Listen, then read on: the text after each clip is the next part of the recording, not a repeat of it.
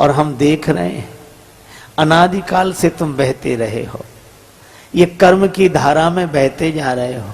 विधि निषेधमय कलिमल हरणी कर्म कथा रवि नंदनी वर्णी, ये कर्म कथा ही जमुना जी हैं। ये कर्म तो इसका ये फल, ये कर्म तो इसका ये फल, और फल निश्चित मिलता है। देखो एक आदमी अपने रास्ते से जा रहा था, रास्ते के किनारे उसे आम का बगीचा मिला, बड़ा सुंदर बगीचा। अब उस आदमी ने आम के वृक्ष में लगे हुए फल देखे। अब आप विचार करो, फल देखा किसने? आंख ने। आंख ना होती तो कैसे देखता? लेकिन उस फल वृक्ष के पास क्या आंख चलकर जा सकती है? तो चलकर गए कौन? पांव। तो जिसने देखा वो गया नहीं, आंख ने देखा, गए पांव। जब पांव चाहे तो फल तोड़ सकते हैं। देखा आंख ने, गए पांव, फल तोड़ा हाथ ने। इसका मतलब जिसने देखा वो गया नहीं, जो गया उसने तोड़ा नहीं। देखा आंख ने, गए पांव, फल तोड़ा हाथ ने। अच्छा, हाथ को स्वाद मिल जाएगा कि फल खट्टा है कि मीठा?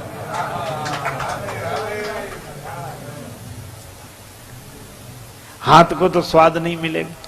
तो जिसने फल तोड़ा उसने चखा नहीं, चखा रसना ने। जिसने देखा वो गया नहीं, जो गया उसने फल तोड़ा नहीं, जिसने तोड़ा उसने चखा नहीं। देखा आंख ने, गए पांव, फल तोड़ा हाथ ने, चखा रसना ने। और एक अद्भुत बात, जिसने चखा उसने रखा नहीं।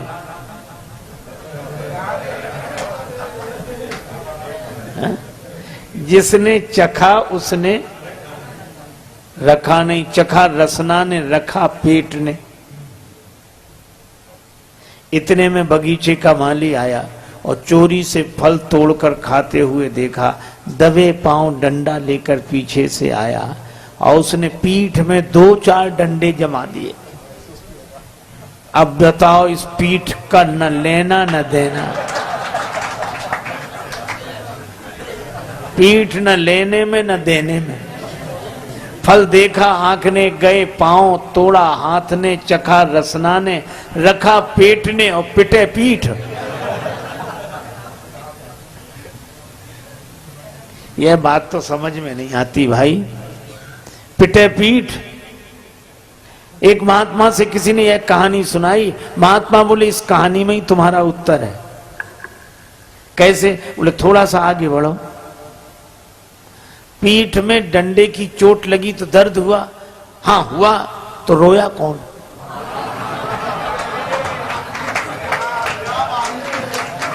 आंसू कहां से निकले? आंख से ही।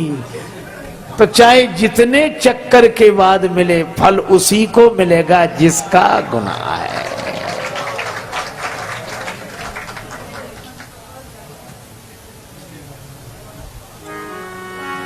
अपना प्रारब्ध जैसा जहां से वैसे परिणाम मिलते वहां से। मीठे फल अब लगेंगे कहां से? मीठे फल अब मिलेंगे कहां से? बीज कड़वे तो बो ही चुके हो। राही जागो हुआ अब सवेरा, पूरी रजनी तो सो ही चुके हो। राही जागो हुआ सवेरा, पूरी रजनी तो सो ही चुके हो। जीवन की अनमोल श्वासा हो, अपने जीवन की अनमोल श्वासा व्यर्थ विषयों में खो ही चुके हो। व्यर्थ विषयों में खो ही चुके हो। राही जागो हुआ अब सवेरा, पूरी रजनी तो सो ही। राही जागो हुआ अब सवेरा, पूरी रजनी तो सो ही चुके हो। राही जागो हुआ सवेरा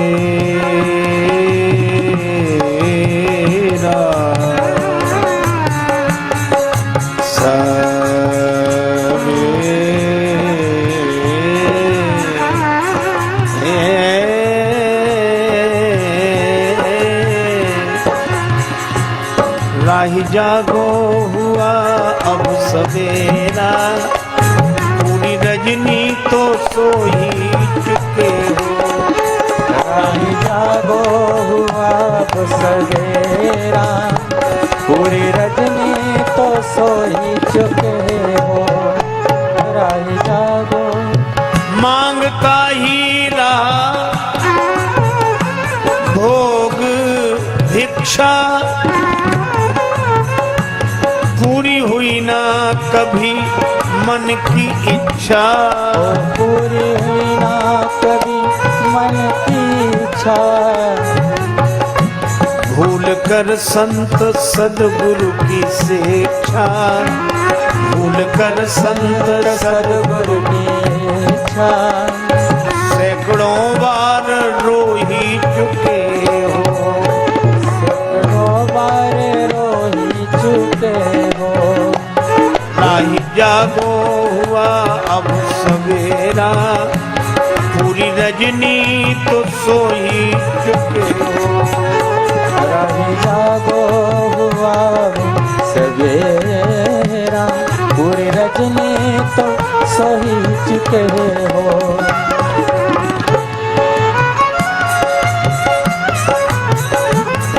राम सीता प्रणत के हैं पालक, सोचो राजेश हम उनके बालक।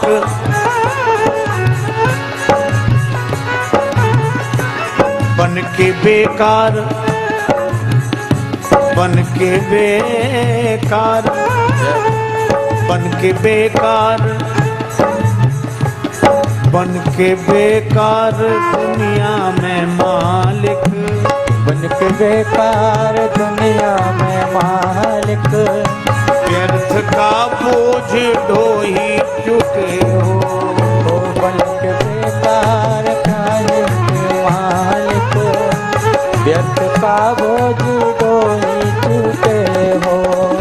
राही जागो हुआ अब सवेरा, पूरी रजनी तो सो ही चुके हो। राही जागो कर्म का अंत नहीं। देखो कितना अद्भुत है।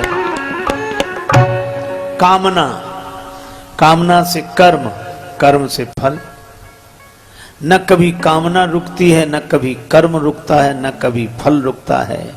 यह एक क्रम चला रहा है। यही जमुना जी बहती चली जा रही हैं निरंतर।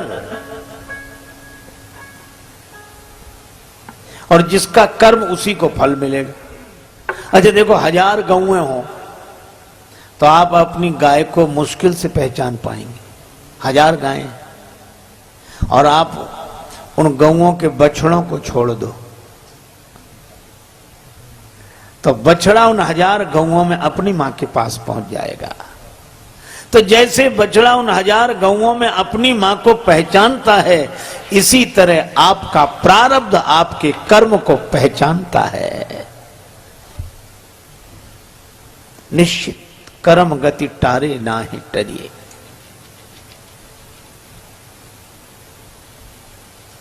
अच्छा भैया, एक जगह अखबार में खबर छपी, राम स्वरूप ने चोरी की, फलस्वरूप पकड़े गए। सो दूसरा आदमी बड़ा बोले, क्या जमाना आया, कोई चोरी करे किसी को पकड़ते हैं। चोरी राम स्वरूप ने की तो फलस्वरूप को क्यों पकड़ा?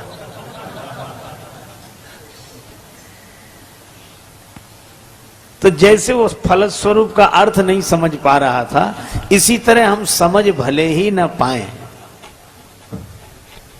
पर कर्म हमारा, भोग हमारा, और इस धारा में हम निरंतर बहते जाते हैं। लेकिन क्या बचने का कोई उपाय है? प्रश्न यह है। क्योंकि निरंतर कामना होगी, निरंतर कर्म होंगे, निरंतर फल होगा, निरंतर भोग होगा और यह क्रम चलता रहेगा। जन्म से लेकर मृत्यु तक नहीं, अनेक जन्मों तक चलता ही रहता है। तो अच्छा आप ऐसे सोचो, प्रारब्ध भी तीन तरह के, इच्छा प्रारब्ध, अनिच्छा प्रारब्ध और परीक्षा प्रारब्ध। हमने इच्छा की वस्तु मिल गई, इच्छा प्रारब्ध। कई बार लोग अरे हम तो ये चाह ही रहे थे और आप मिल गए, बड़ा अच्छा हुआ, इच्छा प्रारब्ध। सर्दी जुकाम बुखार कोई नहीं चाहता, बुखार आ रहा है, जुकाम है, बहुत परेशान, अनिच्छा प्रारब्ध। और परीक्षा प्रारब्ध और करे अपराध को और पाओ फल भोग। एक आदमी बेचारा सीधे रास्ते से जा रहा था, दो में झगड़ा हो गया, झगड़ते झगड़ते उसी पर गिर पड़े। वो बेचारा न लेने में न देने में, परीक्षा प्रारब्ध। अच्छा प्रारब्ध भी ऐसे कि पुरुषार्थ से प्रारब्ध का प्रभाव टल जाता है, मिट जाता है। तीव्र प्रारब्ध हुआ तो तीव्रतम पुरुषार्थ चाहिए, लेकिन ऐसा भी प्रारब्ध होता है जिस पर पुरुषार्थ कोई काम नहीं करता। बोलो अब क्या करें? कोर्ट में हार गए, हाई कोर्ट चले गए, हाई कोर्ट में हार गए, सुप्रीम कोर्ट चले गए और सुप्रीम कोर्ट ने फैसला कर दिया मृत्युदंड निश्चित। अब कोई उपाय नहीं। लेकिन हमारी भावना है, भक्ति शास्त्र कहते हैं उपाय है। सुप्रीम कोर्ट के फैसले के बाद कोई कोर्ट भले ही न बचा हो, पर सुप्रीम कोर्ट से मिलने वाले मृत्यु दंड से बचा जा सकता है अगर राष्ट्रपति कृपा करे तो। मर्सी ऑर्डर लगाते हैं, राष्ट्रपति चाहे तो। इसी तरह मैं आपसे कहता हूं कि हमारा कितना ही तीव्रतम कर्म क्यों ना हो, प्रारब्ध भोगना क्यों ना हो, लेकिन मुक्ति मिल सकती है अगर भगवान चाहें तो। तभी आपने सुना होगा, जानके नाथ सहाय करे तब कौन बिगाड़ करे नर तेरो। जानके नाथ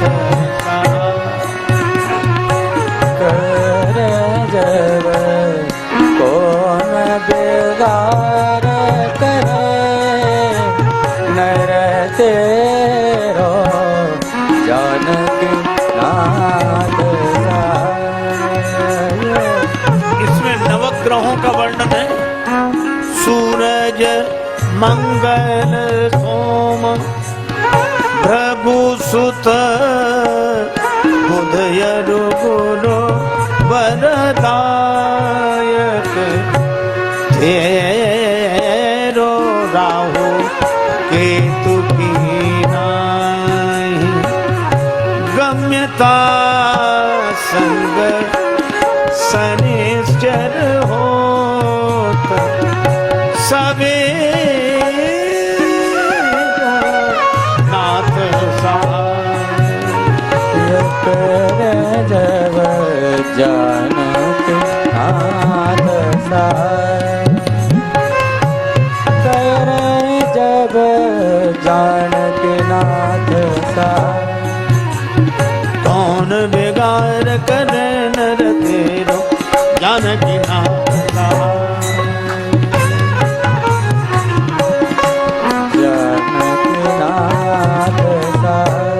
नवग्रहों का वर्णन है।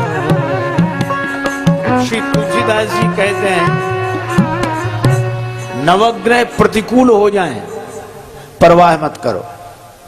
क्यों? नवग्रह से ऊपर भी एक ग्रह है। वह क्या? का नवग्रह से ऊपर है भगवान का अनुग्रह है। भगवान श्री कृष्ण भी यही कह रहे हैं कि कब तक जमुना जी की धारा में बहोगे, कब तक कामना कर्म फल भोग ये धारा निरंतर बहेगी। धारा में बहते जा रहे हो, धारा से लौट आओ। लेकिन धारा से हम लौटें कैसे? बह गए हैं धारा में। भगवान श्री कृष्ण कहते हैं कि धारा को उलट दो, लौट आओगे। धारा में न बहो, राधा राधा कह के मेरे पास आ जाओ। धारा में न बहो, राधा राधा राधा कहकर मेरे पास आ जाओ। मैं निमंत्रण दे रहा हूं। भगवान श्री कृष्ण यमुना जी में के जल में खड़े हैं और हाथ से इशारा कर रहे हैं, आ जाओ आ जाओ। मैं कब से प्रतीक्षा कर रहा हूं। मैं तुम्हें अपने हाथों में उठा लूंगा, फिर कोई धारा तुम्हें बहा नहीं सकेगी। अब कुछ दिए तो बहते गए, इधर आए ही नहीं, और कुछ दिए भगवान श्री कृष्ण के पास आ गए। शक्रदेव प्रपन्नाय तवास्मीति। एक बार कोई प्रपन्न होकर कह दे कि हम आपकी शरण में हैं,